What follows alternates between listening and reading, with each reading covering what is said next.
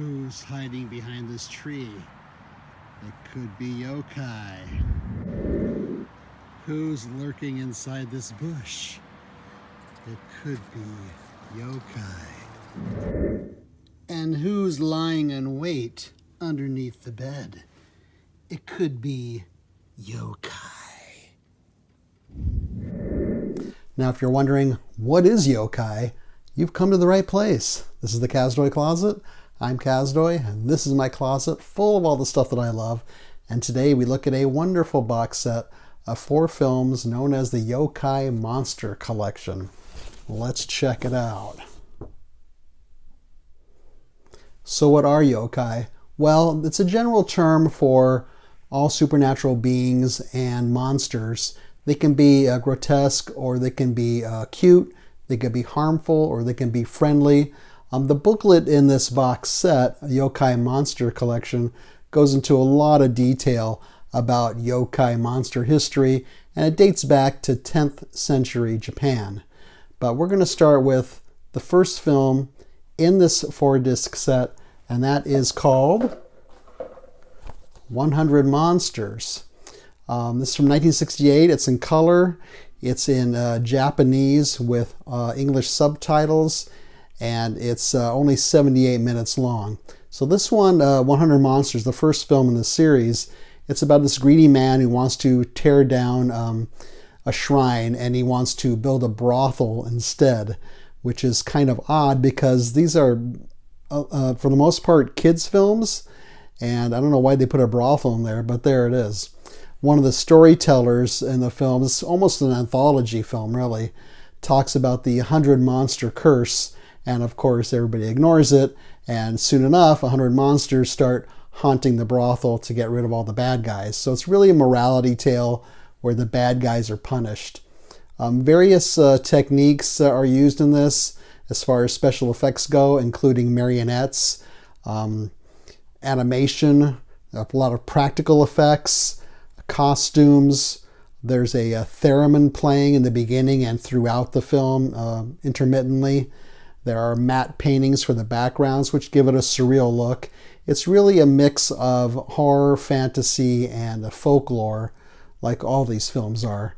And at the end, we see a monster parade where you see all the yokai, and they're sort of dancing around walking into the sunset, and they're semi-transparent, and they're dancing around in slow motion. And some are performing acrobatics. They're doing somersaults, or they're leaping in and leaping out of the parade.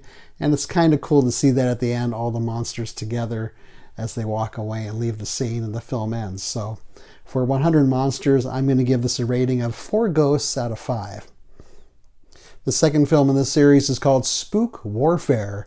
Again, from 1968, also in color, also around 78 minutes, and also in Japanese with English subtitles. This one is about a demon who begins possessing people. It's kind of weird because he's biting them on the neck, and you see the blood trickling down their neck, sort of like a vampire style. And then he possesses their bodies, and they want to destroy the altars in everybody's homes in this village. The main house where it takes place is the domain of Kappa. He is a water imp who sort of has like a duck face and a plate on his head and then a turtle shell on his back. And he appears in all these films, sort of like a precursor to the Teenage Mutant Ninja Turtles. And what Kappa does is he enlists all the other yokai to help him defeat the demons. And so the focus here, compared to the first film, is more on the yokai. And they actually talk and discuss what they're going to do to defeat the demons, how they're going to battle them. And so it's more humorous. It's maybe a little scarier for kids than the first film. And again, we have a parade of all the yokai at the end in slow motion dancing into the sunset. So for this one, I'm going to give it a rating of 4 demons out of 5. The third film in this set is called Along with Ghosts. Same year. So all these first 3 films were made in the same year, 1968. Again in color, again short, 78 minutes, also Japanese with English subtitles. Interestingly, this third film, Along with Ghosts, was co-directed by the 2 directors of the first 2 films. This one is similar to the first film, and where it's focusing more on human characters and bad guys versus good guys, and there's a curse which the bad guys ignore. It's mainly about a little girl who's looking for her father, and some of these bad guys want to get a hold of her and get a hold of the father because she witnessed something. The evil apparitions in this film that come from the curse don't even appear until about halfway through, so that's kind of disappointing.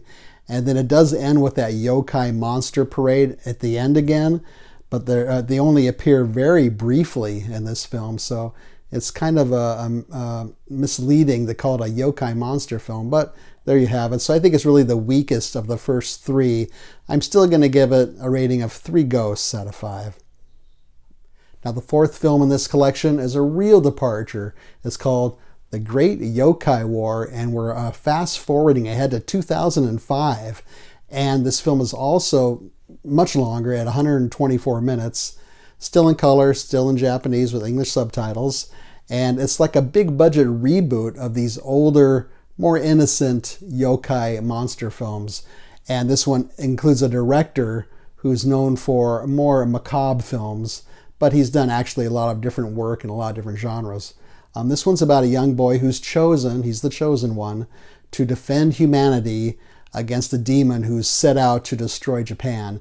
And then he enlists the aid of all the yokai monsters that appeared in the earlier films. And basically it's a hero's journey. It was a huge hit in Japan, and they saw it as sort of a competitor to Lord of the Rings or the Harry Potter series. It's a big budget film on a large scale with a lot of apocalyptic visions, but also some comic relief thrown in there as well. The effects include everything: stop motion, CGI, puppetry, complex costumes, complex makeup, some steampunk influences, and even some metal machines, sort of like Terminator 2, with sharp teeth and claws and circular saws, and even some blood appearing on some of these machines. So, in the final analysis, for me, this was just total sensory overload. It became exhausting after 2 hours. It's just way too manic for me, way too much yelling going on. Like some Marvel films, it becomes pretty jokey near the end, where nothing's really at stake, though they want you to believe something is at stake. And because of all the bombast, even though it's very creative, don't get me wrong, and there's a lot of interesting things going on, it's just so overblown that I feel it lacked the charm of the first 3 films. So for that reason, I'm going to give it 2.5 explosions out of 5. So what comes in this Yokai Monster Collection box set? There's a lot. It's an Arrow set. And first of all, it comes with a very nice box, sturdy box as usual. And you have all the main yokai characters illustrated here. You have 2 cases. There are 2 discs in this one. This is the first 3 films. So you have 100 Monsters, and you have the other 2 films there. You have a really nice extra feature on here, which is a 45-minute explanation of the yokai history, which is very helpful, very informative. And you also have some reversible artwork here. So if you want to display the original Japanese artwork, you can do that instead. The second case is the Great Yokai War. That's the reboot they did in 2005. And there's there again with reversible artwork inside, so you can switch it up. It also comes with these cards, which are very nice, very nicely illustrated. Each one representing each one of the films. And you have this one for the first film. This is the umbrella yokai. Sometimes they gave inanimate objects life as some of these yokai characters. And then on the back, you have it in Japanese. And there's a girl with the snake neck, and she's in all of them also. And she's one of my favorites too. You have this one representing the second film. That's Kappa, the water imp that I talked about. And then you have the demon from that film on the back side with the Japanese lettering. This is the third film. And you can see a lot of these yokai are really guys in costumes. They have humanoid appearances. And there's the back of that one.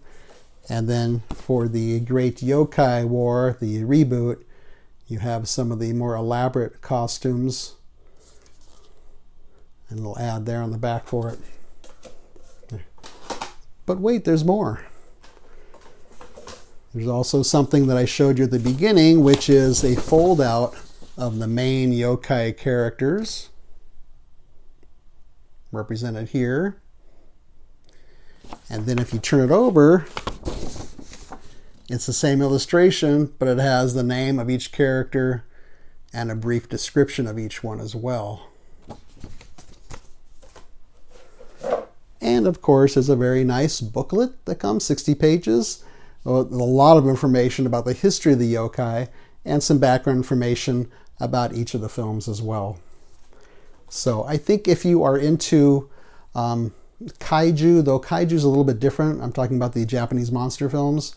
If you're into the sort of fantasy films like the Harry Potter and Lord of the Rings and things like that, if you're into folklore, mythology, or if you're interested in Japanese history and Japanese mythology and folklore, I think you're really going to like these films. Where can you see this? Well, you can always rent it, I would think. You can definitely buy it. The Arrow has a streaming service. I'd assume it's on the streaming service. I don't know. I don't have it. You can also try your local library. So that's it for the Yokai Monster Collection. Hope you like this video. Feel free to leave a comment down here or a suggestion. Feel free to leave a thumbs up. Don't leave a thumbs down. Subscribe would be great. Share this with your friends and neighbors. Otherwise, I thank you for watching, and I'll see you next time.